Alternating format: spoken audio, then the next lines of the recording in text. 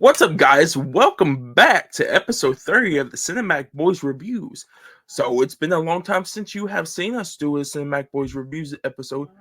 Been about 4 months? Yeah, since last August with me, you, Sammy. We done Prometheus and Covenant, Alien Covenant, by the way.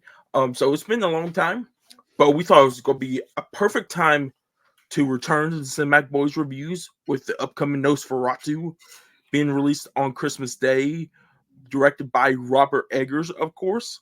So we thought, me and Bilal thought it would be a great time to go through the Robert Eggers filmography. Even it's a little bit of filmography, but still his filmography before Nosferatu is going to be released on Christmas Day. So for the first episode, we're going to be reviewing his first ever movie, The Witch. This stars Anya Taylor-Joy. Okay, here's Bilal showing off his. Is that Blu-ray or DVD?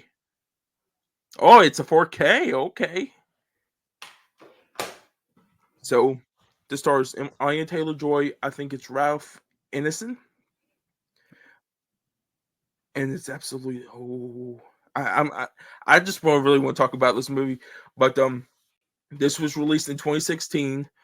Of course, this is directed by, like I said before, Robert Eggers. But below, let's get right into it. I'm gonna let you go first because you're a really big The Witch fan. So, what is your do you want to do spoiler free, or do you want to just go right into it? I mean, we could do a little bit spoiler free and just tap into things since The Witch is kind of a lesser known film, get people into the gateway of horror. Because honestly, dude, I think The Witch is a perfect movie for anyone to get into horror, but because there's not a lot of jump scares, and Robert Eggers does a great job of use the environment and using score to bring this eeriness to the film, and he does a great job of that. And I love the fact this whole movie looks great. This whole movie looks dark, and you don't know what's going to happen with his family, especially with the witches around, and adds a layer of mystery towards the film. And the performances are so strong in this movie. And I love the fact that Robert Eggers uses like really old school English in The Witch. I think that's a great idea, especially with this movie taking place in the 60s, right? Was it the 60s? Uh, I'm not 100% sure. I don't know if they ever tell a date in the movie. I mean, it was in New England. I don't I know. think it's when the settlers first immigrated over Uh, here into America let me or see. settled. Let me see. It says summer. It should say on my 4K copy summer, right? Let me Uh, look. I can look on Google real quick. That's weird. That's the only thing that actually he doesn't show in this movie. Is the witch take place? So it, yeah, 19 on not 19 1630s New England. Oh, 1630s. I was way off. Anyways, yeah. I like the fact that it takes place while in the 60s now. I like the fact that they use old school English. It just makes sense for the era that they're tackling the horror. I also like the way that they use religion and faith in this movie. I thought it was in a more faithful way to do that. And honestly, this movie is just a great slow burn masterpiece that anyone who wants to get into horror or who anyone who loves horror could get into and appreciate this film. So for me, this is my first time ever watching The Witch. I know you've been on my case for so many episodes to watch this, and this is the most terrifying, scary horror movie of the past decade.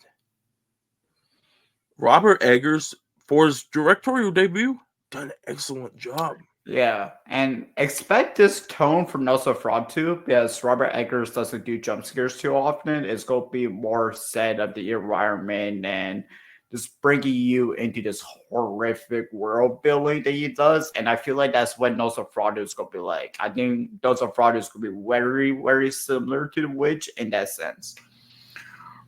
I agree with that. So, kind of like what Bilal said, what makes this movie horrifying and scary and terrifying is the environment. First of all, the cinematography in this, it's dark. It goes with the setting of the 1930s New England, but the tension building, the music, oh, especially the score. I think the score is what really hits with these terrifying moments Oh yeah. and that tension building. The acting in this is absolutely outstanding. This is Anya Taylor-Joy's first ever acting credit in Hollywood or ever, I think so. I don't think. and I think it's you're right. absolutely and so absolutely outstanding to think that this is not only a first acting credit for her, but also Robert Eggers' directorial debut. And they have made some great movies. Like her as her acting career has like jumped off, and like he's so far like not for me. This is the only one I've seen, but a lot of you guys have said he's went 3 for 3 already, Yeah, 100% 30 for and 30. especially the people that have seen Nosferatu, they have said he's already gone 4 for 4. Yeah. So this definitely shows. But like when I say the tension, when was watching this movie, um, first of all, don't watch it in the dark. I did make that mistake a little bit. There's some scenes in this once you get that tension built and you know what's probably going to happen. It's not like a jump scare. It's real quick, but it's just so terrifying once you get to that moment. Yeah. You kind of like looking like all at the screen, like not only being terrified, but just being mesmerized by how good this movie is.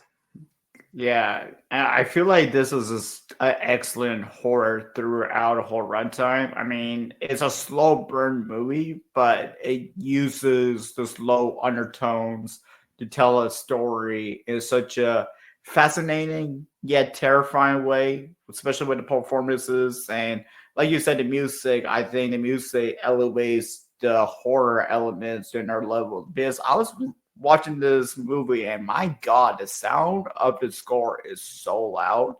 And the Nosferatu score is that loud in IMAX. I think it's gonna be a whole different game changer to check out Nosferatu in the biggest screen possible. I feel like this is the movie made for horror fans, and like I said, which I feel like it's a good gateway film to get people who aren't really into horror into this horror spectrum.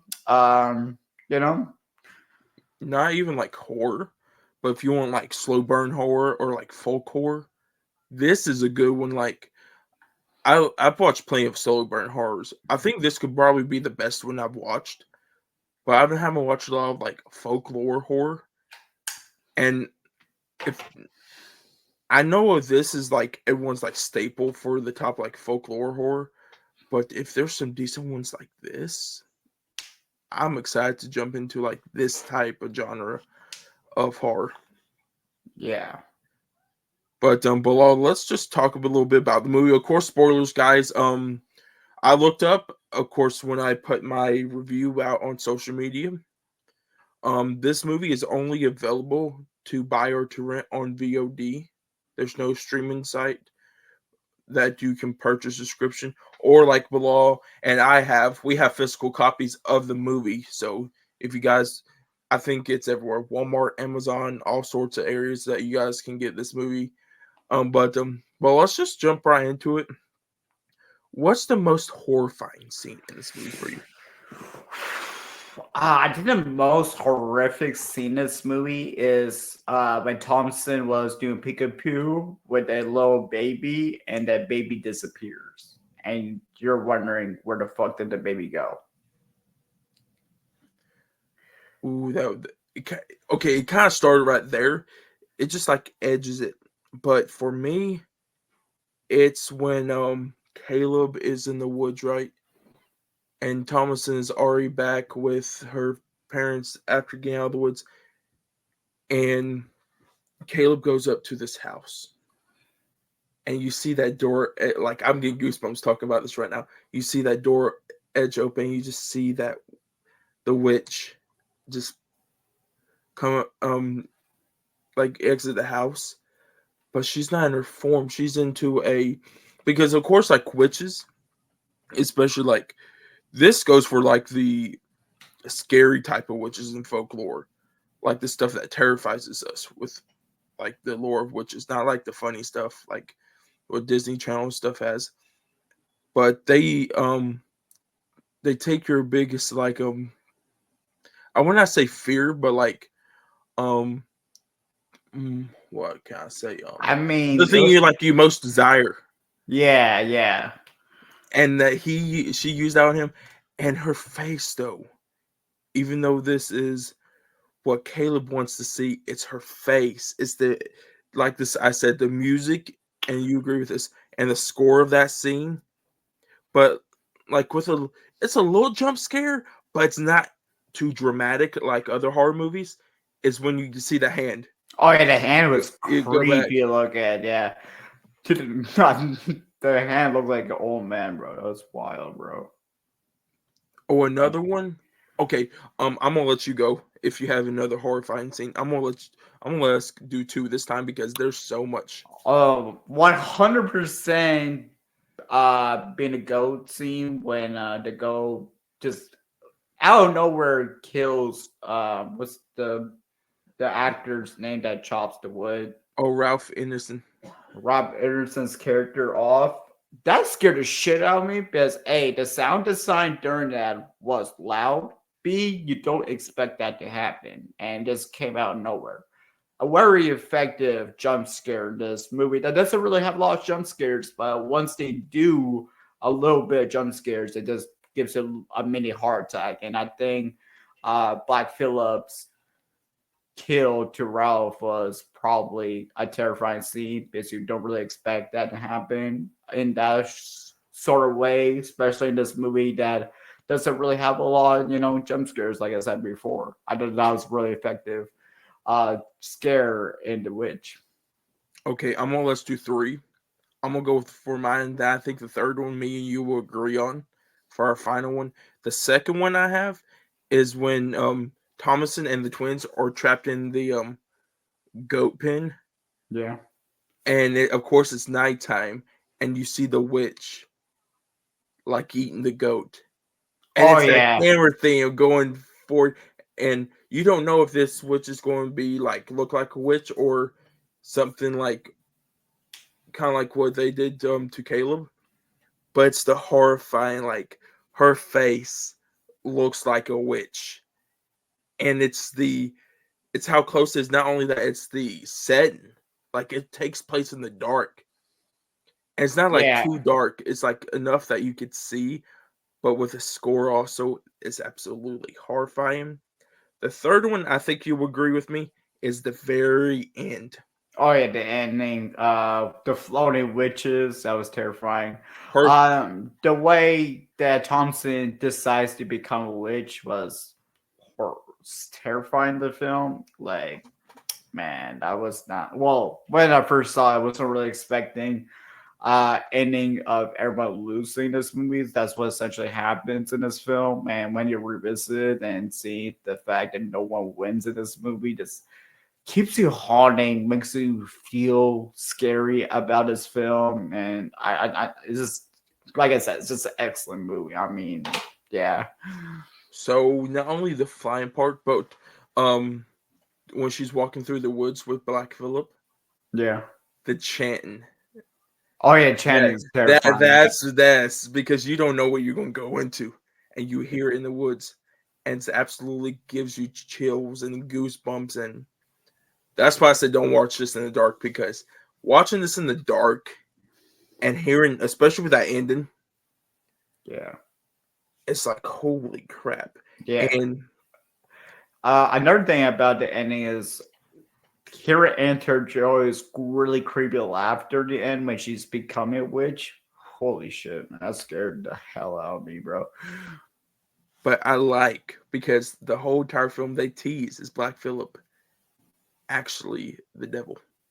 Yeah, yeah, they definitely tease that. But it's a full circle moment. Remember the two kid well, one of the kids saying, "Oh, I saw a witch," and Thompson's like, "I'm the witch," and she was joking about it. Yes. That's such a full circle. Like that's a foreshadow towards the end of the film. Like that set up that moment and sets Thompson to become a witch because everyone was just treating her poorly because of that joke that she did. I mean, yeah, What? Because okay, a little backstory for this movie, like a little synopsis. So this family live in I would not say it's not Plymouth. New England. They live in New England on a what is it called? Um, let me see. I had it right here. I want to give the right definition of where they left. Um,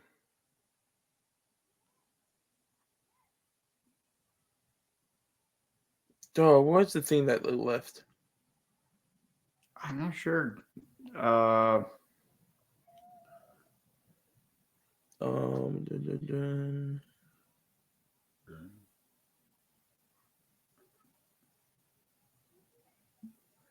I forgot what it's called.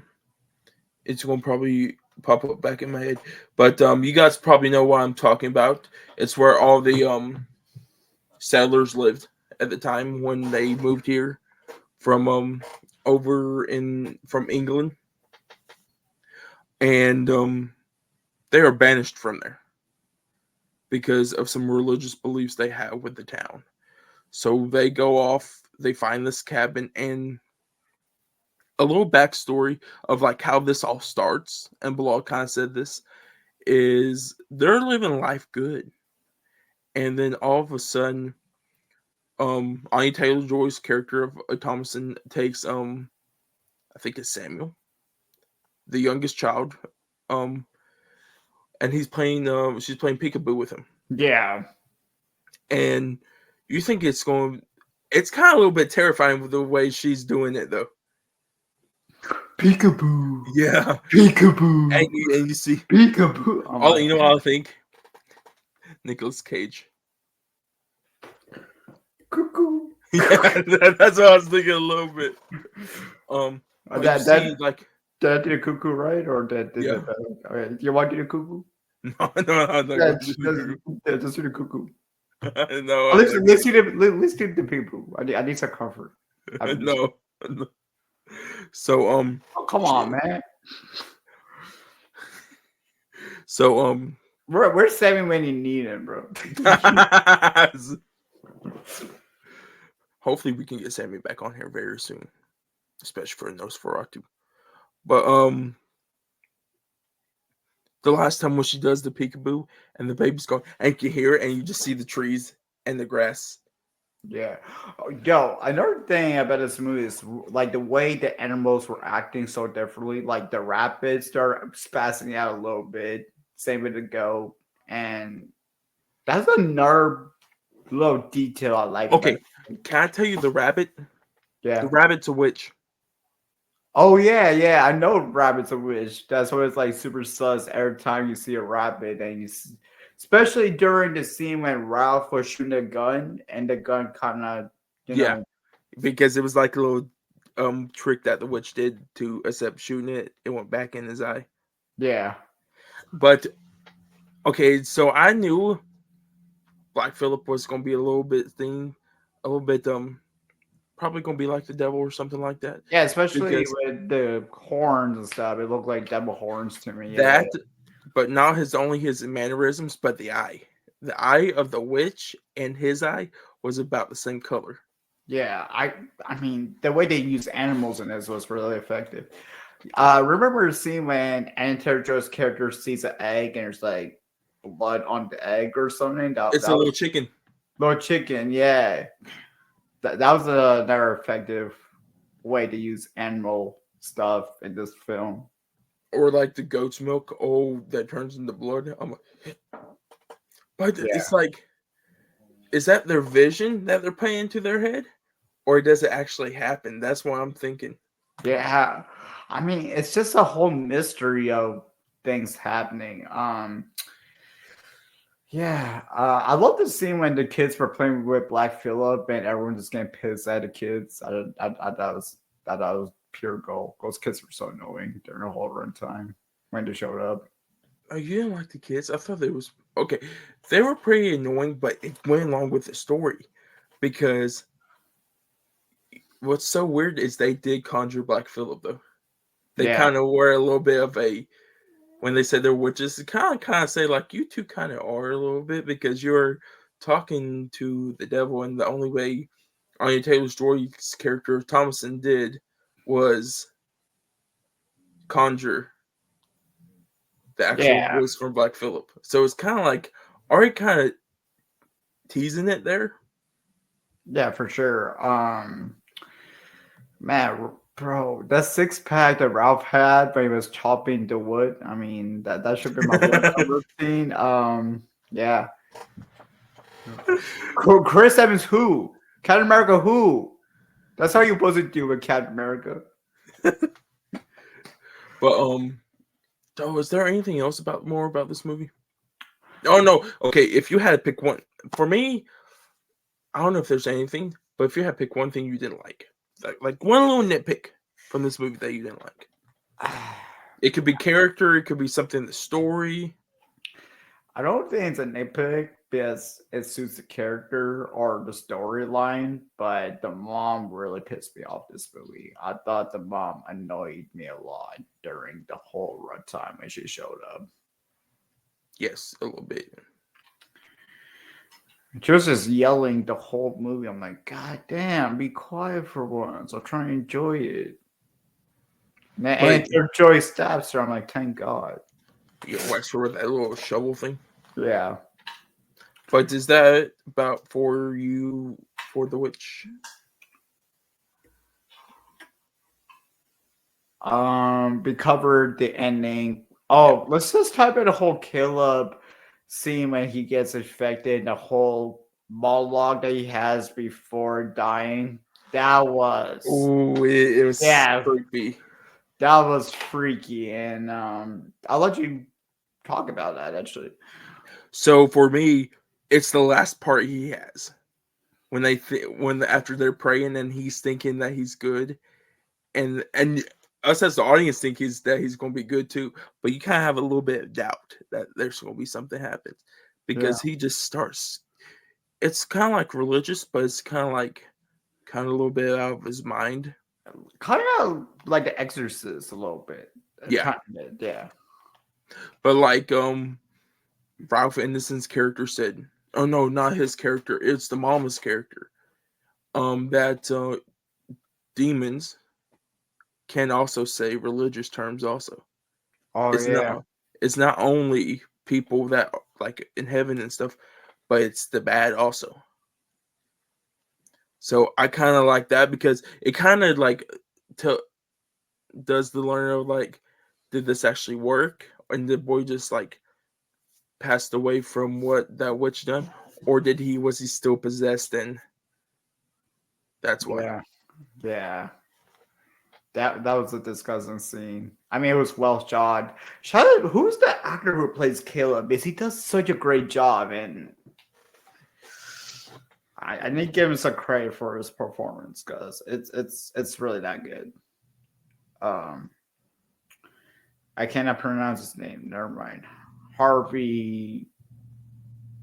Yeah, that guy. Yeah. Damn, the actress who plays the witch actually looks like a witch in real life. What the fuck? That's terrifying. Anyways, yeah. So is that about it for you?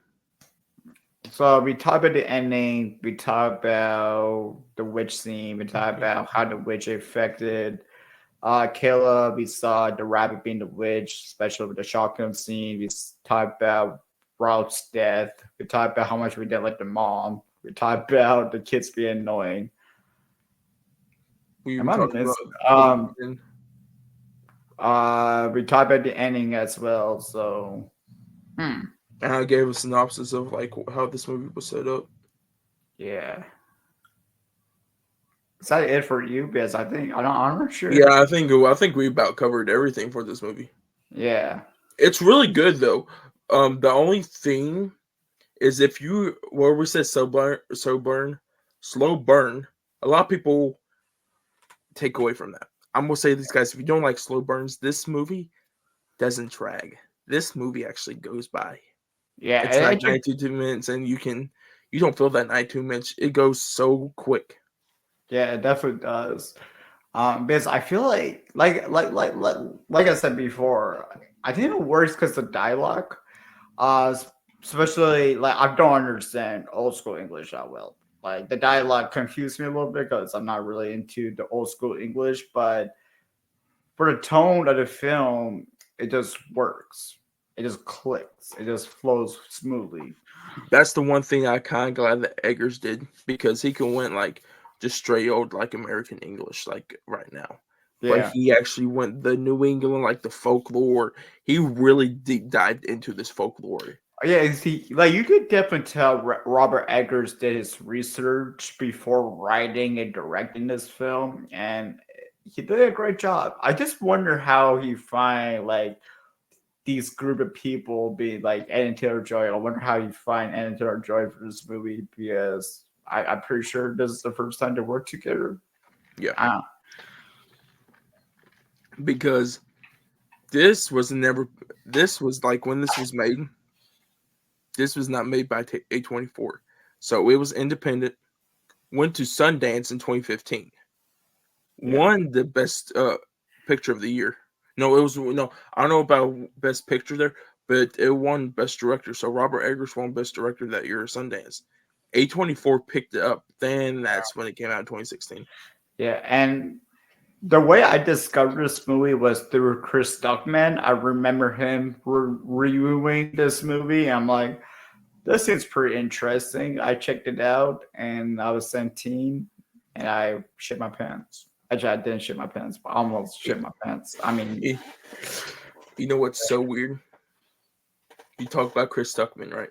yeah, He gave you you watch his video and you watch this. Remember, Chris Stuckman just made a movie. yeah. And what did it get picked up? Not by A24, but another independent studio in Neon. So it's kind of like full circle.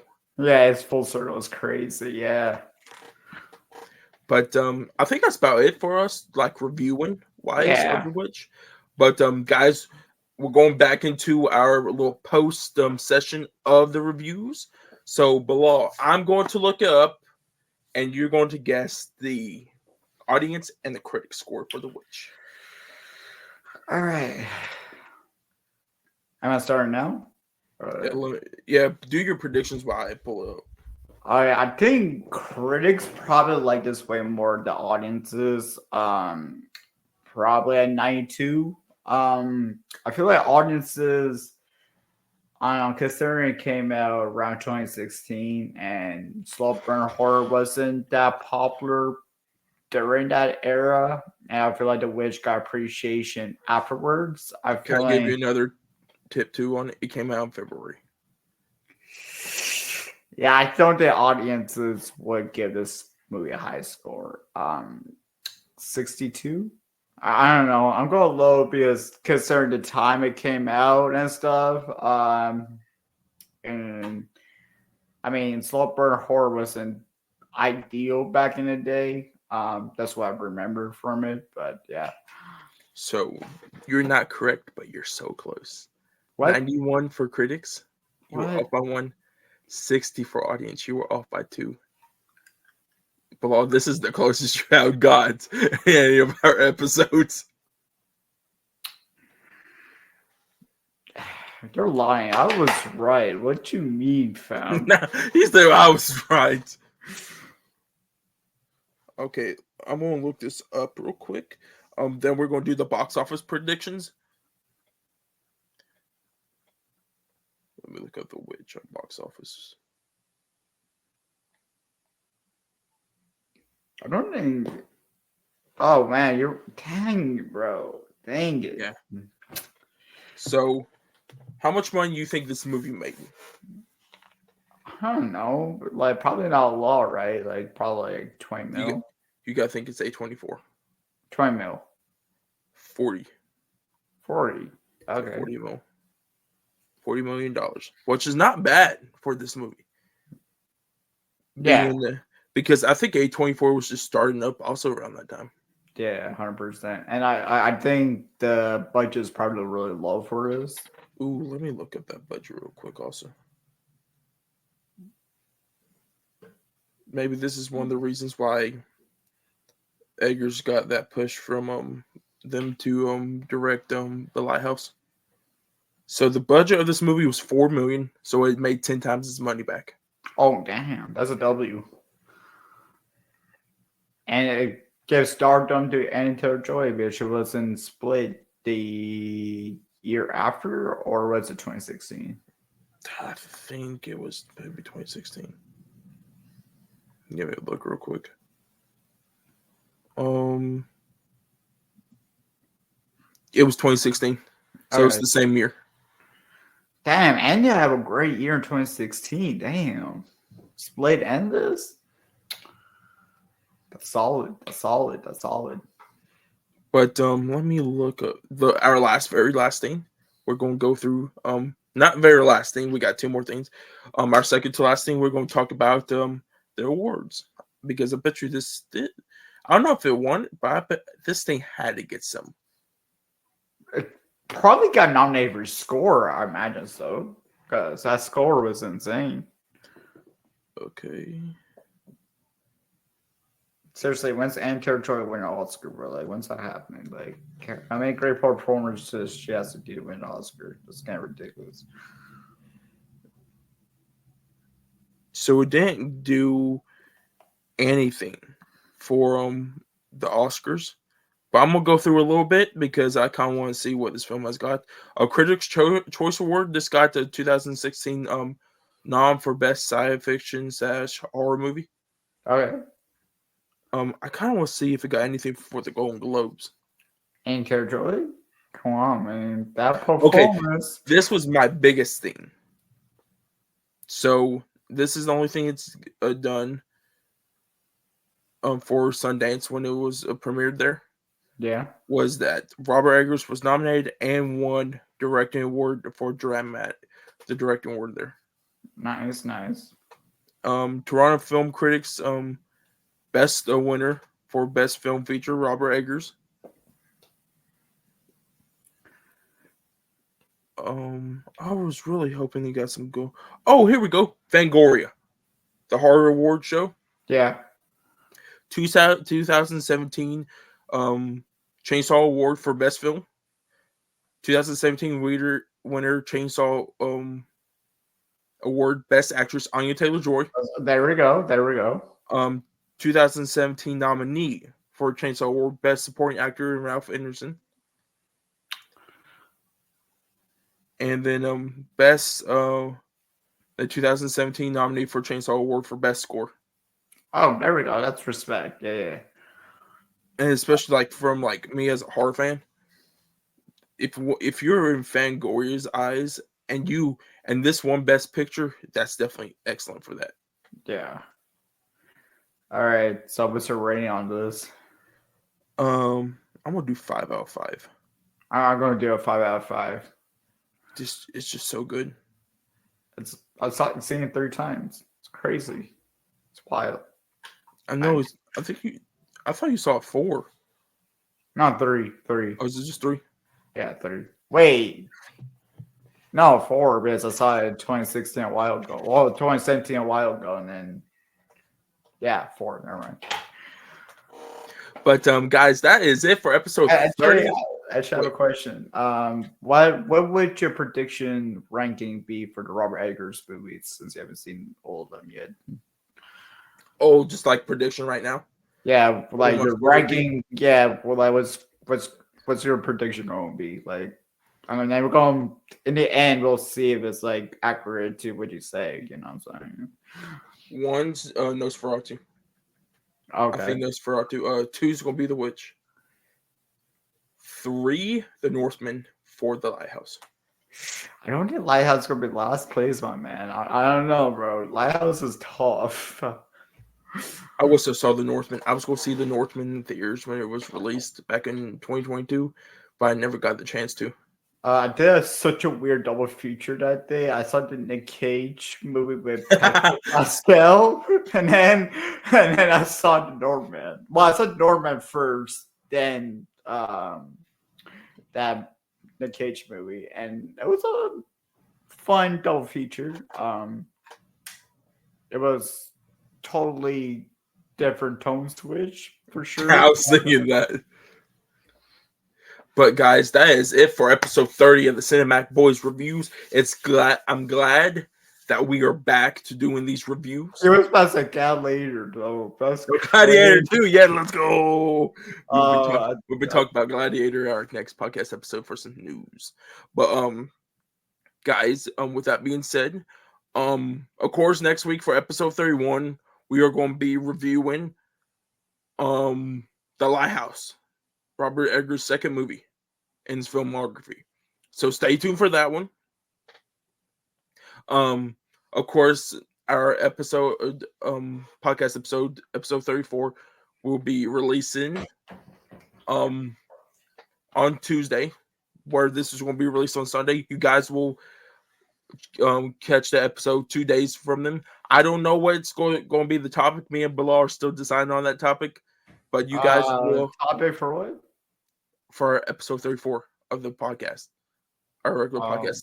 We don't know what movie we're going to be reviewing, or if we're going to be doing a double feature of one person reviewing one person reviewing the other. Yeah, we'll see. But guys, if you're new here, what's up? Hope you guys can stay around. Check check some of our old videos out. But if you guys are new here, hit that like button. We will appreciate it very much. Leave down in the comments of the audio version or our video version what you guys think of The Witch, and if you guys haven't, and also if you guys have seen all three of Robert Eggers' movies so far, put your prediction or put your ranking, Oh, or I like could do that Bilal. right now. What? I could do that right now. No, not right now. I'm telling the people. I could do my ranking right now. No, we're going to do our ranking. Oh, I mean, it could change. Okay, just throw it out there real quick. The witch, Okay, up next. the bitch, the snitch, the rich. I'm kidding. The one is the witch. Two is the lighthouse, and three Norman. Okay. So put your rankings down below, either your current ones or your predictions of what is going to be after Nosferatu. But with that being said, if you guys are new here, listen to the audio or video version. If you guys are listening to the video version on Spotify or Apple, hit that follow button, leave us a rating down below. And if you guys are new here and watching the video version, hit that subscribe button, turn on the bell notification. It will tell you whenever we post a video. And Bilal's got something real quick. Lily LaRose dead for Best Actress. Let's do it. Okay. That's a great mark to leave off on. But guys, with that being said, when you hear me and Bilal next time, it'll be for episode 34 of the Cinemac Boys podcast. And guys, with that being said, I hope you guys have a great day. I'll see you guys next time. Or a great night or morning. I don't know where you live. Anyways, MBK out. Yeah. Peace.